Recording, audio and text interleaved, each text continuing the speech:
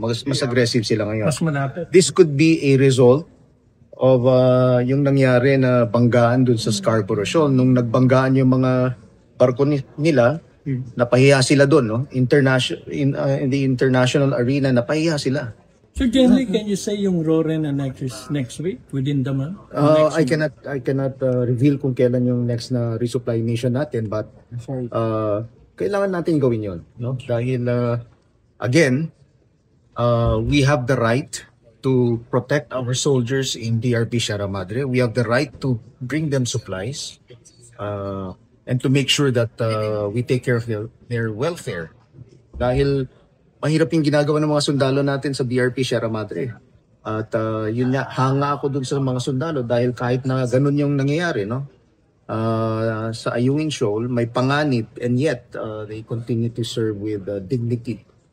Sir, so basically, what's the difference? Kasi sabi nyo dati, nakikita nyo na umaaligid-aligid na dati yung mga Chinese vessels. So what's the difference yung ngayon at before? Ang isang difference, for instance, yung nakita natin na may high-powered firearm na ngayon. Doon sa barko. So mas aggressive sila. Mas aggressive sila ngayon. Mas malapit. This could be a result of yung nangyari na banggaan doon sa Scarborough Shoal. Nung nagbanggaan yung mga barko nila, napahiya sila doon, no? In the international arena, napahiya sila. And so, I think, yun nga, dahil napahiya sila, mukhang gumagawa sila ng mga hakbangin upang mapahirapan tayo lalo. But still, no? Katulad nga ng sinabi ko kanina, we will assert our rights. We will assert and protect our sovereignty and our sovereign rights. Sir, do we have intel already if may balita na po tayo dun sa 4 na Chinese Coast Guard na officers na nag-fall overboard? Meron po ba tayong intel doon? Wala pa tayo na basta ang narinig natin is that may 2 namatay dun sa collision na yun. And, is that confirmed, sir? It's not confirmed.